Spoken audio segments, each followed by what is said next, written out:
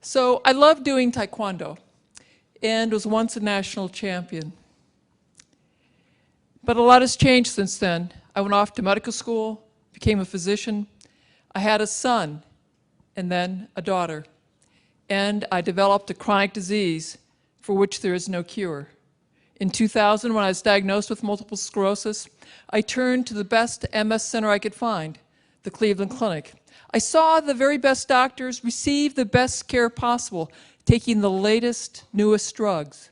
Still, by 2003, my disease had transitioned to secondary progressive MS. I took the recommended chemotherapy. I got the tilt-recline wheelchair. I had one with a motor I could drive around. I took Tysabri and then Cellcept, but continued to become more severely disabled. My disease had transitioned. I was afraid that I was going to become bedridden. I turned to reading the latest research using pubmed.gov. I knew that brains afflicted with MS over time shrank. I therefore went to every night reading the latest medical research about the diseases in which brains shrink. These diseases were Huntington's, Parkinson's, and Alzheimer's. I saw that in all three conditions, the mitochondria do not work well, leading to shrinking brains. With more searching, I found studies in which mouse brains and their mitochondria had been protected using fish oil, creatine, and coenzyme Q. I translated those mouse-sized doses into human-sized ones and began my first round of self-experimentation. The rapidity of my decline slowed, and I was very grateful, but I was still declining. Next, I discovered the Institute for Functional Medicine, and through their continuing medical education course, Neuroprotection, a functional medicine approach to common and uncommon neurological syndromes, I learned more brain cell biology and what I could do to protect mind. This is some of what I learned. We have 1 billion cells in our brains with 10 trillion connections. All of that connective wiring must be insulated with something called myelin, and multiple sclerosis damages myelin. In order to make healthy, robust myelin, your brain needs a lot of B vitamins, in particular vitamin B1, which is thiamine, B9, which is folate, B12, which is cobalamin. It also needs omega-3 fatty acids and iodine. This is a synapse. Those beautiful golden drops are the neurotransmitters. For your brain to make neurotransmitters, it needs a lot of sulfur and vitamin B6, which is pyridoxine. These are mitochondria. They're so beautiful. And they're so critical to your lives because it is the tiny mitochondria in each of our cells that will manage the energy supply for that cell. Without your mitochondria, you would be no larger than bacteria. In medical school, I had to memorize countless reactions involving my mitochondria, but I never learned which compounds my cells could manufacture and which I needed to consume in order for those reactions to happen properly. I now know that I need a lot of B vitamins, sulfur, and antioxidants for my mitochondria to thrive. And so I added B vitamins, sulfur, and antioxidants to my daily regimen. And then it occurred to me that I should get my long list of nutrients from food. That if I did that, I would probably get hundreds, maybe thousands of other compounds that science had yet to name and identify, but would be helpful to my brain and my mitochondria. But, I didn't know where they were in the food supply, and neither did the medical techs nor the food science techs with whom I consulted. But the internet did. And so that's really very helpful. So using it, I was able to design a food plan specifically for my brain and my mitochondria. And now, before I tell you what that food plan is, we're going to check in to see what Americans are eating. I'm going to start with you guys.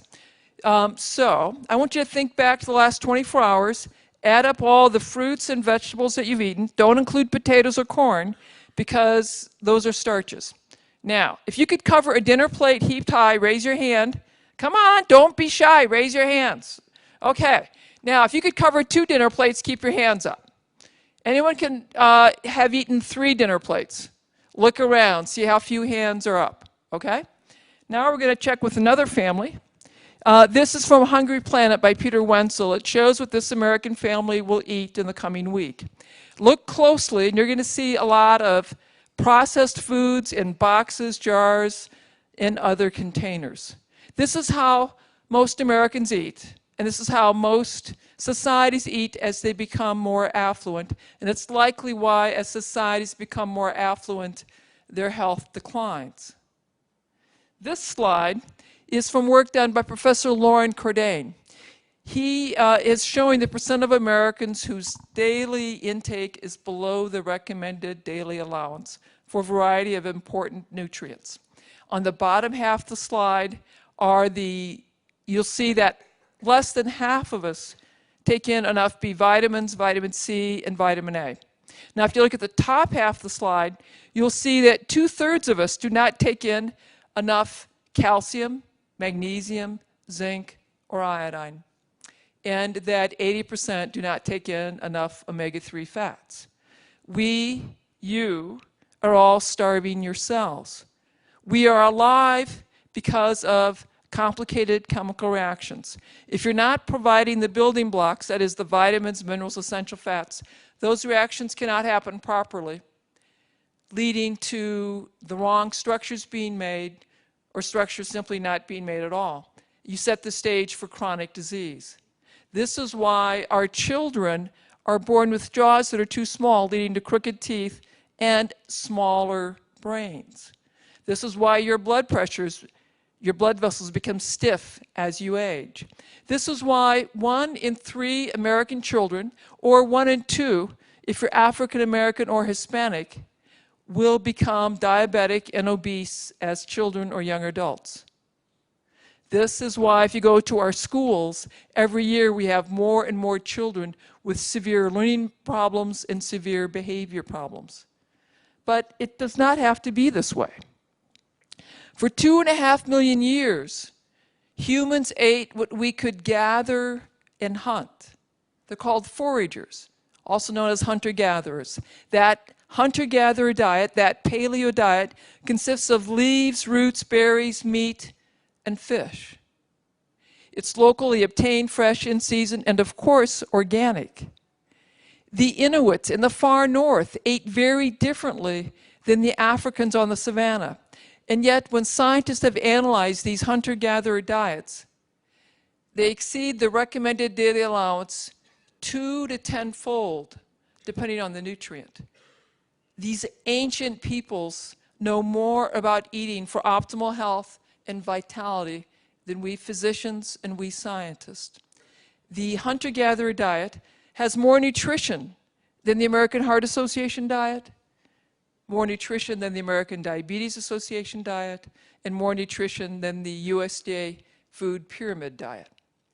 I therefore started with a hunter-gatherer diet. I used those concepts, but I structured it to be sure I was getting the nutrition, the vitamins, minerals, nutrients that I identified as critical to my brain cells and my mitochondria.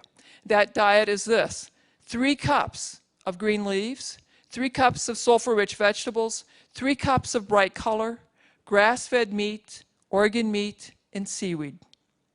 3 cups is a dinner plate heaped high. I start with greens because they are rich in B vitamins, vitamins A, C, K, and minerals. And those are 2 types of kale. Kale has the most nutrition per calorie of any plant. The B vitamins will protect your brain cells and your mitochondria. Vitamins A and C support your immune cells. Vitamin K keeps your blood vessels and bones healthy. And minerals are cofactors for hundreds of different enzymes in your bodies. Plus, having a plate full of daily greens will dramatically lower your risk of cataracts and macular degeneration, a leading cause of blindness in the US.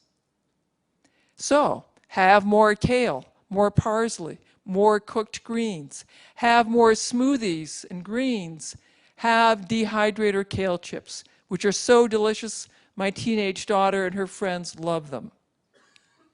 I want you to have 3 cups, a plate full of sulfur-rich vegetables every day. Your brain and your mitochondria need sulfur. Your liver and kidney need sulfur so they can remove toxins from your bloodstream.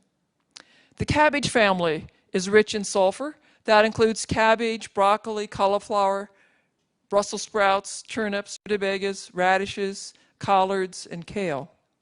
The onion family is also rich in sulfur. Onions, garlic, leeks, chives, shallots, and so are mushrooms and asparagus. I also want you to have a plate, 3 cups, preferably 3 different colors every single day. Colors are flavonoids and polyphenols. These are potent antioxidants that will support your retina, your mitochondria, your brain cells, and the removal of toxins. You can get your colors from vegetables like beets, carrots, peppers, red cabbage, or you can get them from berries and brightly colored fruits like peaches and oranges. I want you to have high-quality protein that's rich in omega-3 fatty acids. Omega-3 fatty acids are very important to insulate that wiring in your brain. It's also critical for the development of your jaws so you can have straight teeth and a larger brain. Therefore, have wild fish, in particular salmon and herring. Also have grass-fed meat every day. Our ancient societies all valued organ meats. And organ meats are concentrated sources of vitamins, minerals, and coenzyme Q. They are particularly potent at supporting your mitochondria. Therefore, have organ meats like liver and onion, heart, tongue, gizzards, sweetbreads once a week. The ancients would travel great distances or trade to ensure access to seaweed. Seaweed is a rich source of iodine and selenium. Your brain needs iodine to make myelin, the insulation for the wiring.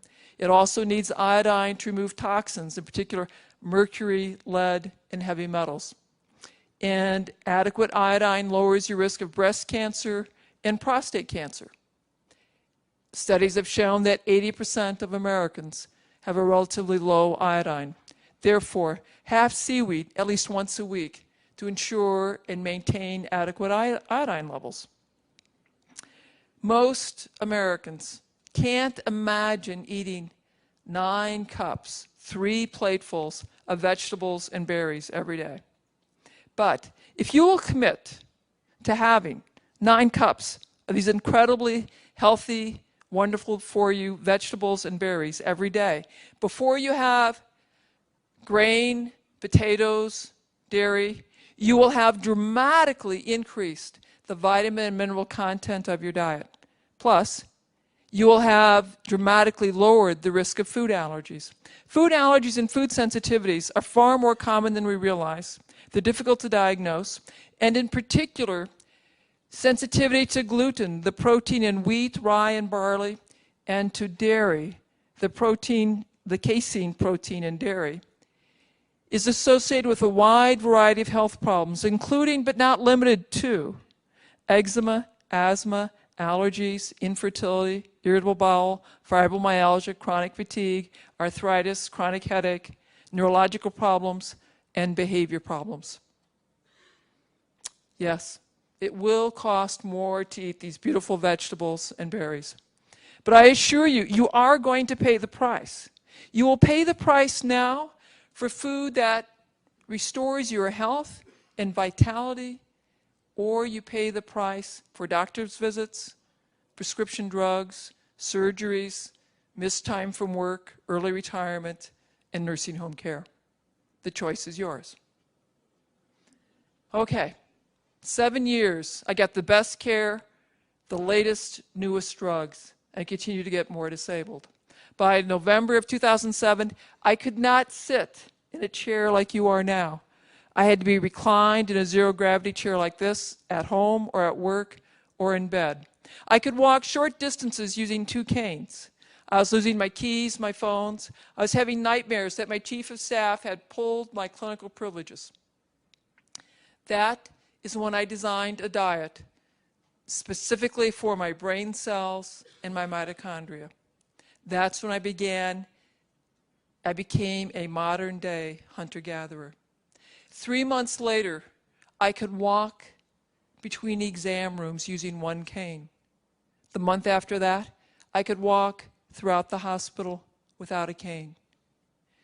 At 5 months, I got on my bike for the first time in a decade, and I pedaled around the block. 9 months into my new way of eating, I pedaled 18 miles. The following year, I did a trail ride in the Canadian Rockies. I am the canary in the coal mine, here as a warning to all of you. We have a choice. We can continue to eat that delicious, convenient, tasty, processed food and watch ourselves and our children grow steadily more overweight, depressed, and diabetic. Or we can continue to watch healthcare costs balloon out of control, bankrupting us individually and collectively as a country. Or we can eat for our mitochondria, eating vegetables and berries, grass-fed meat, organ meat, and seaweed, and have more vitality. We all have a choice. I choose to teach the public about the healing power of food and to conduct clinical trials. We are testing my interventions and others with secondary progressive MS. We'll present our research on Sunday at the 2011 Neuroscience Conference. The results are breathtaking. We all have a choice. I challenge you to become modern-day hunter-gatherers and eat for your mitochondria and become ambassadors for your mitochondria. For if I can rise up from a tilt-recline wheelchair doing this, imagine what eating for your mitochondria can do for you, your family, your country, your community, your world. We have a choice. What will yours be? Thank you.